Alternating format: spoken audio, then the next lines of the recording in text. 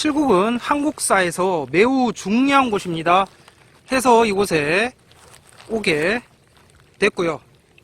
칠곡은 한국전쟁 최후의 방어선이었던 낙동강 전투에 그 처절한 상흔이 남아있는 곳입니다.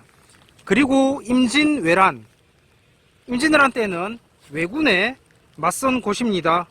또한 고대시대에는 백제와 신라의 격전지였습니다. 칠곡이 신라 땅이냐 백제 땅이냐 그것은 때에 따라 다릅니다. 오늘 저는 이곳에서 백제 칠곡을 말하고자 이곳에 왔습니다. 예, 지금 보시는 이곳은 낙화담입니다. 예, 우리는 흔히 부여에 낙화암만 하는데 예, 칠곡에도 낙화암이 있습니다. 예, 담은 호수, 여기 지금 보시는 곳이고 낙화암은 바위거든요. 바위가 저쪽에.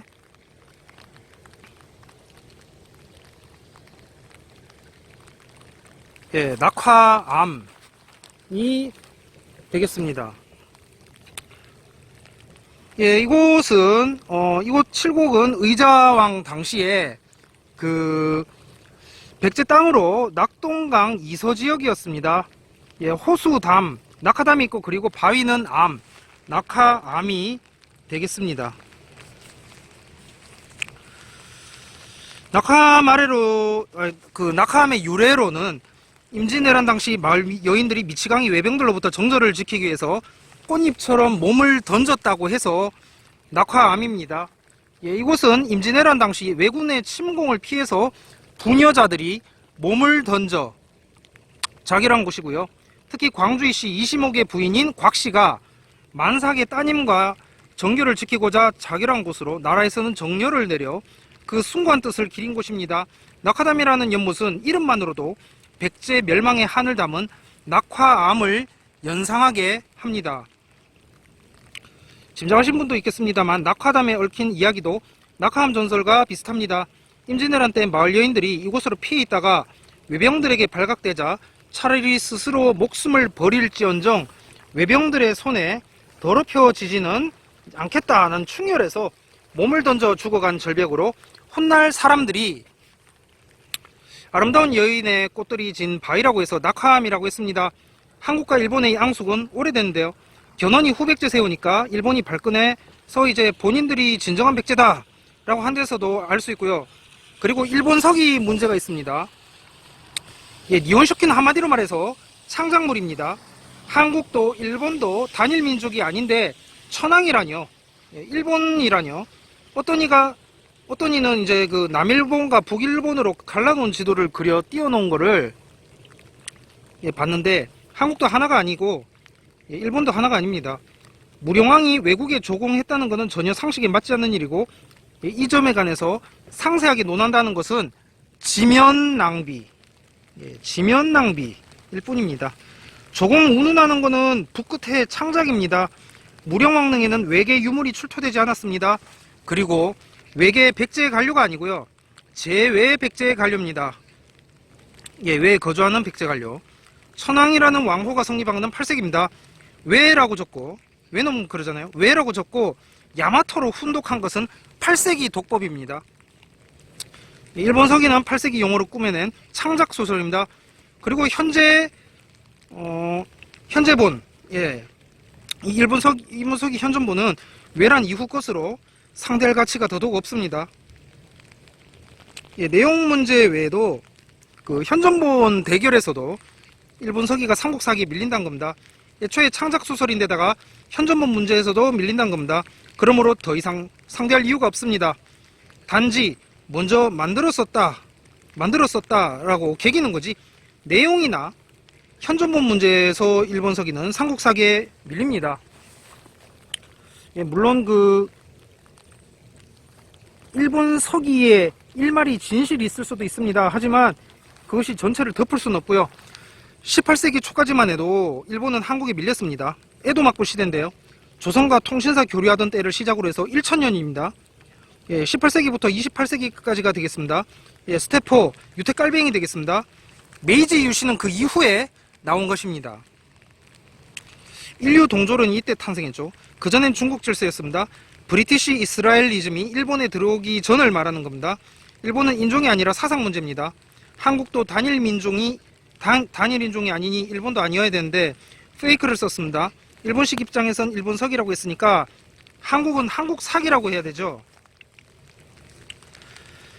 근데 삼국삭입니다. 예. 예, 뭐죠? 가야나 옥저, 동해 등이 빠졌어요. 주인공이 아니라는 말인데요. 격가지로 등장하는 나라라는 말입니다. 사국사기나 오국사기, 육국사기가 아니라 삼국사기가 책 제목이라는 것은 가야가 관심 대상 바뀌었다는 것을 알 수 있습니다. 한국사기가 아니라 삼국사기라고 한 것은 세 나라는 동족이 세운 나라가 아니고 건국 시기도 다르고 다른 민족이다 라는 것을 책 이름부터가 벌써 웅변해 주고 있습니다. 예, 한민족은 말이 안 됩니다. 삼국유사 또한 삼국이라는 편에서 자유롭지 못합니다. 그러므로 가야의 입장을 완전히 대변해 주지는 못합니다. 예, 가야사를 따로 써야 되는 상황입니다. 당시 힘 있는 나라들 위주로 쓰여진 책이 이제 바로 그 삼국사기와 삼국유사입니다.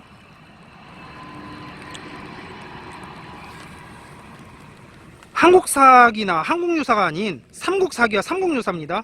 제목에서부터 강자 위주의 역사임을 알 수 있습니다. 이 얘기를 제가 왜 하냐면 성씨 문제와도 연관이 있기 때문입니다. 가야 왕족은 성씨가 없었습니다. 고구려 백제 신라만 성이 있었습니다.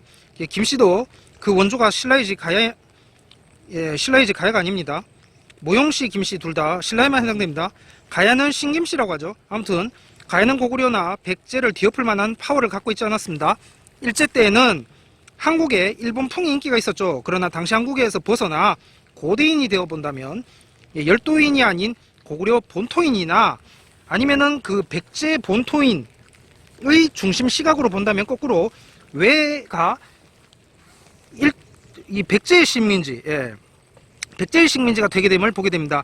일본 하타시 동족이고 신라 박혁거세도 사로국 곰족이고 그리고 백제 왕도도 웅진이니까 당시 초기 신라는 백제 아래에 있었던 게 틀림없습니다.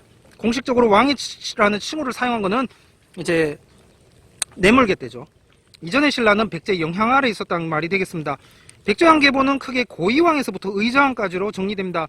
2014년 조관휴 씨는 한국학 논총 42호에서 말하기를 시조 온조왕 때부터 이어온 백제 왕계는 부여씨 왕실이 고익에 의해 우씨로 교체가 되고 다시 근초광 때 부여씨로 되돌아가고 있다고 했습니다.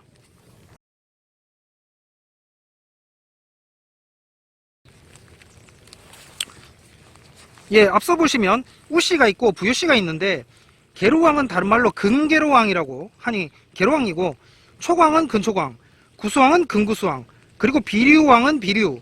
그러니까 8대 고이왕부터 10대 분소왕과 그리고 12대 계왕이 이제 고이계로 오십니다. 11대 비류왕은 마치 신라 네모랑과 눌지왕 사이에 실성왕이 있는 형국을 띠고 있습니다. 왕위 교체 다툼이 있었다는 것을 알 수 있고요. 현재까지 확인해 본 바로는 부여서 씨가 1925, 의령여 씨가 1752이고 마지막으로 단영호 씨가 1600 또는 1642입니다. 이 한 번 문제를 짚고 가지 않을 수 없는데요. 의성김 씨나 강릉김 씨처럼 서문만 갖고 있는 게 아니고 이름들이 있습니다. 예, 단영호 씨 이거 예안본은 내용이 있어요. 인명이 들어가 있단 말입니다. 근데 누가 누구 애들인지 그게 명확하지가 않습니다. 그래서 사료적 가치는 떨어진다고 하는데 아무튼 이름들이 들어가는 있습니다. 드러내 있습니다. 이제 그 안에서 정리를 해야겠죠. 누가 누구 집인지. 예안본은 1600년에 퇴계 이항의 지원하에 만들어진 것으로 안동에서 나왔습니다. 그리고 이제 1642년 본이 충남 공주에서 나옵니다. 예, 어떤 사람은 한자가 다르지 않느냐 이렇게 물으실 수도 있어요. 근데 우성이보라고 예.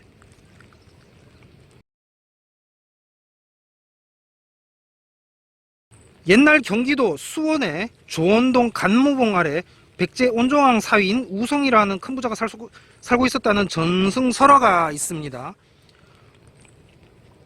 요즘은 온조왕이 근초고 조상이 아니고 후손이라는 말도 있던데 뭐 이것의 진위 여부는 차치하더라도 고익에는 근초고계와 다른 혈통이라는 것은 알 수 있는 대목입니다.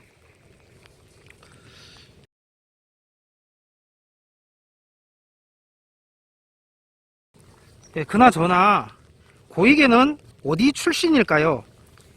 제가 1년 전 영상에서 한국계 한국인이라고 했었는데 이제 그 정재수 씨는 신말갈 세력으로 봤습니다. 근데 백제왕통이 교체된 게 아니고 토착 백제 세력입니다. 그러니까 신라로 치면은 그 석씨격입니다. 근데 석씨는 우씨와 다른 게 이제 한자를 바꿔봐도, 그러니까 돌석으로 봐도 현존본 문제에서 꿀리는데, 충주 홍주 석씨가 1769년에 최초로 현존부를 냅니다. 직접 족보를 냈어요. 그리고 온양 김씨가 이때쯤 냈어요. 1767년 정해보. 그 다음에 왕씨 노력을 피해서 박씨로 성을 바꿨다는 장돌배기 의흥 박씨, 제천의 왕박산, 충북 제천 왕박산 1762년 최초로 족보를 냈습니다. 수성채씨, 최순실 집안 수성채씨도 1760년에 최초로 족보를 냅니다. 모두 다 그 18세기 문제라는 것을 알 수가 있고요. 여기에서 이제 그 김혜김 씨, 김혜김 씨는 1754, 그리고 경주 김 씨는 1685. 김은열 묘지명은 신뢰가 힘든, 그러나 일말의 진실은 담겨 있을지 모르는 뭐 니온쇼키와 같은 그런 것이겠죠. 그런 성격을 띤 물건입니다. 아무튼 신라 석씨는 국내에 없습니다. 일본의 스가가 생각나는데, 백제 소가씨와 석탈의 한글로 시읒 성씨가 되겠네요. 결국엔 그러니까 백제는 앞에 게 남고 신라는 뒤에 게 남았다는 거죠.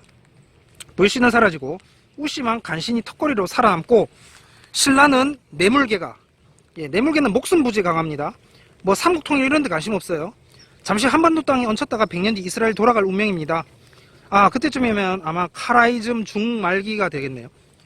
저는 그 비잔틴 역사를 봤을 때 그 건립 초기인 그 뭐 유스티니아누스 법전 뭐 이런 거 있잖아요. 그런 거보다 이 바실 2세 등 뭐랄까 좀 중말기, 중기 말기 이런 역사를 좋아합니다. 아마 100년 뒤 이스라엘 가면은 한창 전성기 중이겠군요.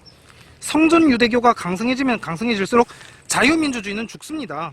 근데 그렇다고 해서 파쇼를 해버리면 공산주의에 먹히게 됩니다. 다나이트가 있죠. 여러분에겐 다나이트가 있습니다. 누굴까요? 단지파. 단지파 복합적으로 봐야 되는데, 일단 선초 양반 후손들, 뭐 해주 씨나 청주한 씨나 뭐 그런 선초 양반 후손들과, 그리고 18세기 이후 필자 모계성, 뭐 배씨, 박씨, 서씨, 뭐 그런, 그리고 본 사상에 동조하는 사람들이 우선적인 후보 대상일 것입니다. 아무래도 반대하는 파는 반대니까 반대하겠죠. 요즘 공병호 씨가 정규제 비판하던데, 공병호 TV의 공병호는 단지파일까요? 이건 족보 문제가 아닙니다.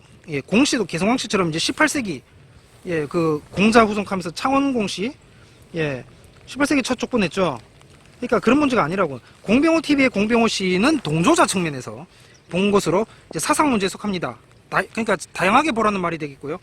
고이양 출신에 대해서는 크게 두 가지 설이 있는데, 우선 백제 건국시조 서문에 나오는 세 번째 시조 구태를 구이로 읽고 이것을 구이하고 고이가 같다, 그렇게 해석해서 고이왕을 건국자로 보는 견해가 있고요. 둘째는 삼국사기, 삼국사기와 삼국유사의 이율배반적 기록을 감안해서 기존 왕통과는 전혀 다른 계열로 보는 것이 있습니다. 저는 그 기존 왕통과 전혀 다른 계열이 있었는데 그게 오늘날 우리가 이해하고 있는 백제는 아니다, 뭐 이런 제3자적인 견해입니다. 옥저나 동해처럼 근초고 백제에 밀려난 기존의 나라에 있다는 거죠. 그러니까 이거를 그러니까 고이계하고 근초고계를 섞어 놓고 앞에다가 위에다가 온조를 얹어 놓은 게 마치 김씨와 모씨를 뒤섞어 놓고 위에다가 박씨를 얹어 놓은 것과 같습니다.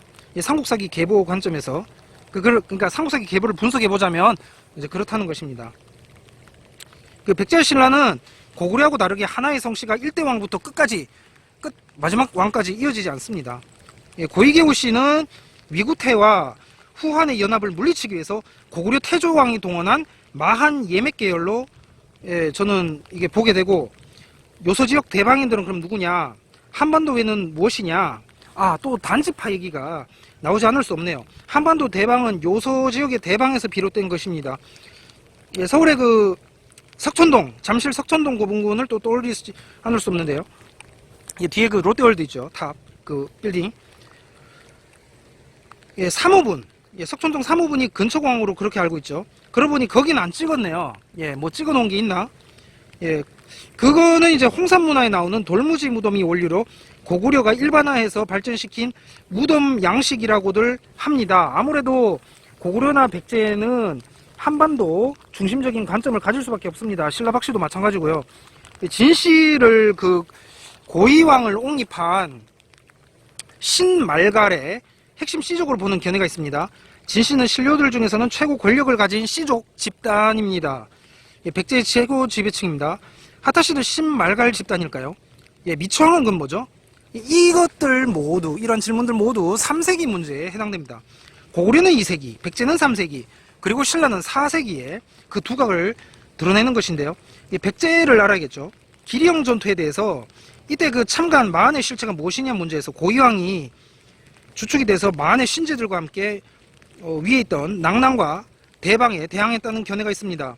물론 이제 그 목지국으로 보는 견해도 있습니다. 기리영 전투의 주체는 마한의 목지국이다 라는 것인데요.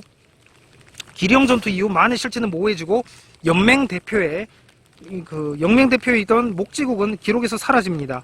해서 마한이 와해된 것으로 보는 사람도 있습니다. 그렇다고 마한이 역사에서 사라진 건 아니에요. 중국 사세에는 전남 지역에 마한 세력이 확인됩니다. 예, 지난번 갔던 그 나주 고분군, 아무래도 거기에는 이제 친미달에 연관이 있는 것 같습니다. 전남 지역의 무덤 문화 다양성은 우리의 상상을 초월하는데 그 원형, 방형, 사다리꼴형, 방대형 등이 있다는 데서 다양한 세력 집단이 존재했음을 알 수 있습니다. 방대형은 고구려 적석총과 유사합니다. 다만 돌이 아니라 흙으로 쌓은 게 고구려 적석총과 다릅니다. 예, 장고형은 지난번 다뤘죠. 전방후원분 같습니다. 근데 그때 제가 찍으면서 실수했던 게 이제 모한이 스블론이냐 한 부분이고, 예, 그게 아니라, 예, 한반도 외에는 이제 단지파 문제가 되겠습니다. 임나왕족은 성씨가 없다는 점에서 이제 그 부분이 이를 더해줍니다. 신미제국 문제는 그렇게 정리가 되겠고요. 고구려는 그 대방을 이제 백제와 같은 선상에서 판단합니다.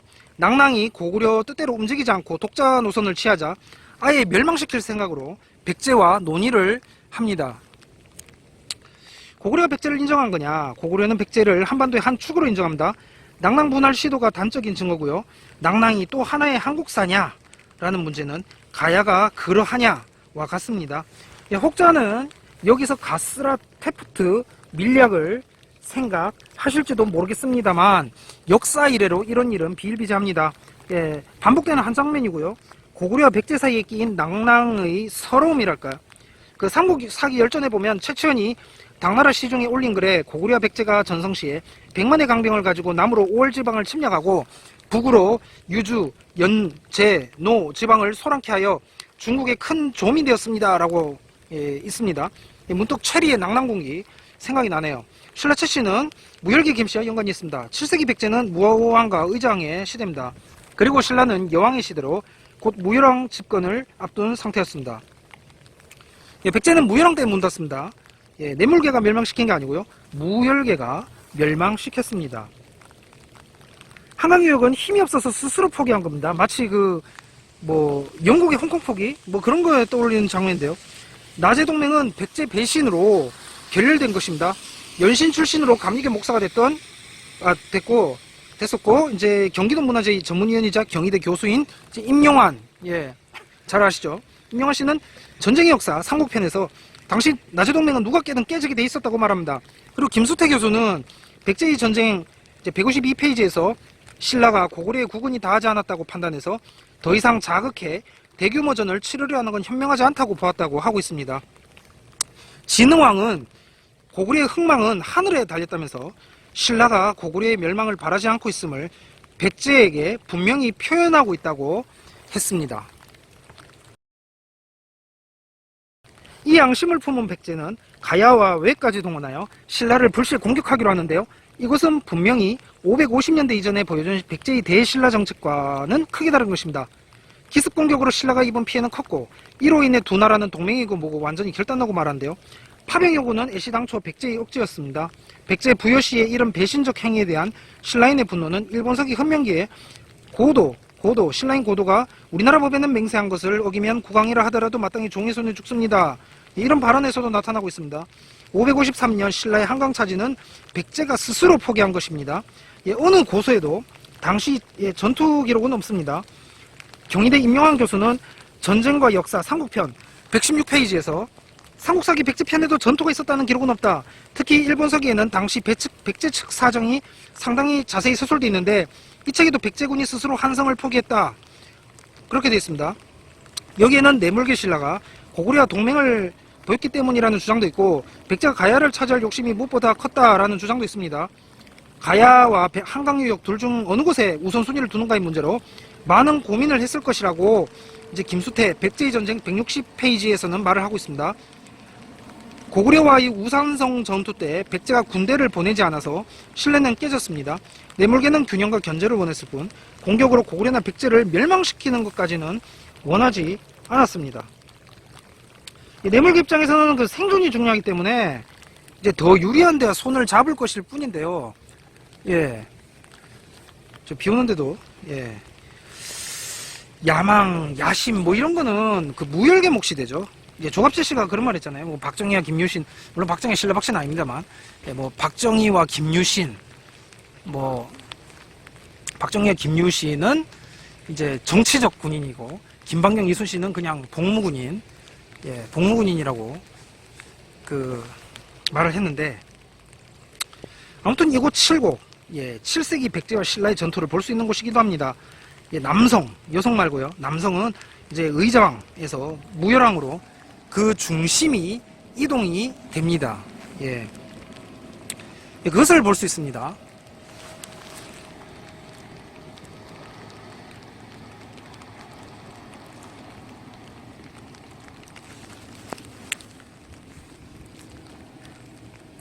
삼국사기 백제분기에는 642년에 의자왕이 직접 군사를 거느리고 신라를 침공해서 40여 성을 함락시켰다고 나옵니다.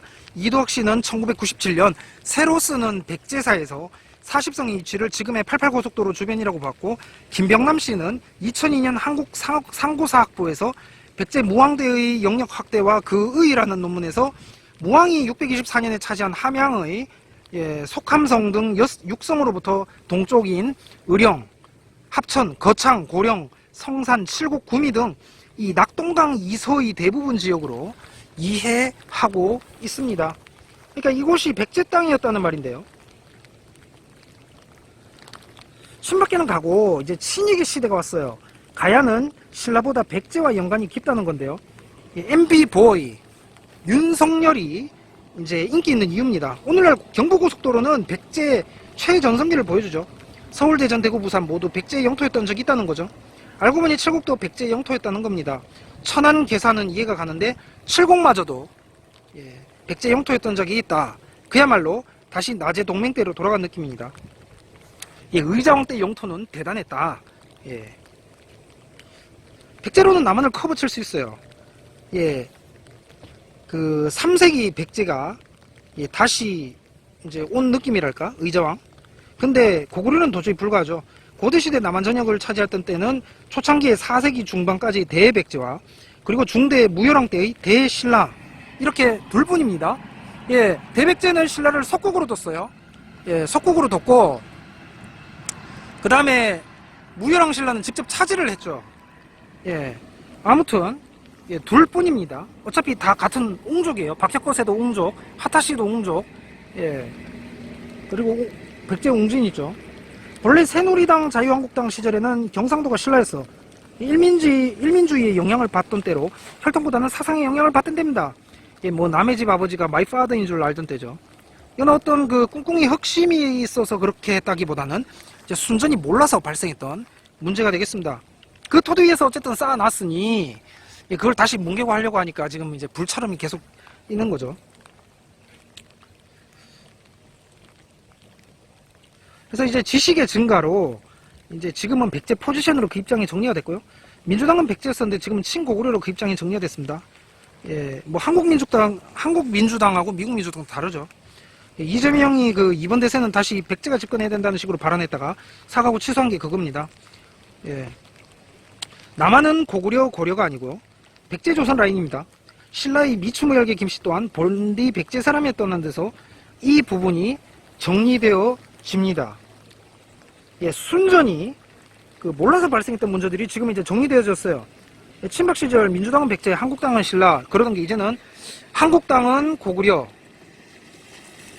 민주당은 고구려, 예, 뭐 한국당은 고구려 신라 했죠.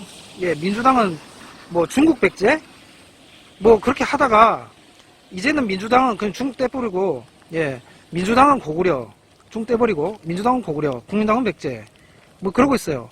지금 유권자들은 방역을 좋아하나 봅니다. 그래서 이재명은 좌파 방역, 윤석열은 우파 방역입니다. 예, 완전 정리되어 버렸어요. 예, 그래서 심심합니다. 완전 정리가 되어 버려서 심심해요. 예, 개고기나 먹으러 가겠습니다. 저는 페미가 아닙니다. 참고로. 예, 고려할 수는 있지만 그게 주류가 되진 않아요. 예, 주류가 되진 않고 예전에 그 편의점 알바할 때도 매장에 개나 고양이 등 동물 데려오던 사람들이 제일 싫었어. 예, 꼬투리 잡는 진상들 포함해서 둘 다 싫었습니다. 예, 80년대생이지만 그 40대 접어들었는데 그동안 그 학위 딴 건 무용이 되고 이제 서울대 나와도 뭐 중국 토끼 사람도 있고 막 이러니까 예, 정말 마지막 때가 되어 가는 것 같습니다. 이거는 속설일 수도 있는데요. 금융시장에서 황소가 상승세를 상징했다면 하락세는 곰이다라는 말이 있다고 합니다. 예, 소는 뿔을 올려치지만 곰은 발톱을 내리치기 때문이라고 하는데요. 때문에 소가 곰을 들이받는 형상의 동상도 흔하다고 합니다. 아주 옛날에 씨름대회에서 우승한 사람은 황소를 받았다고 하는데요. 예, 그 기독교 종말론에서 2300은 에발산 모드입니다. 예, 그리고 빌하와 실바, 라헬 여종과 레아 여종의 아들들의 자손 이주도 해 만드는 시대입니다. 예, 다시 아들들 자손들이 주도해서 만든 시대입니다. 예. 요셉 자손은 이제 상황처럼 떡 그냥 받아먹는 시대고요. 단집하는 이들 중에 으뜸 그 여종의 아들들 자손들 중에 으뜸이 되겠습니다.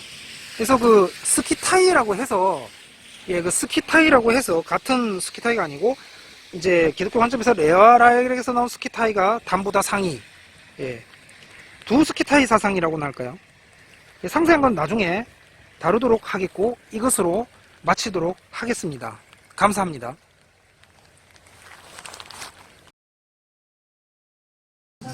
개고기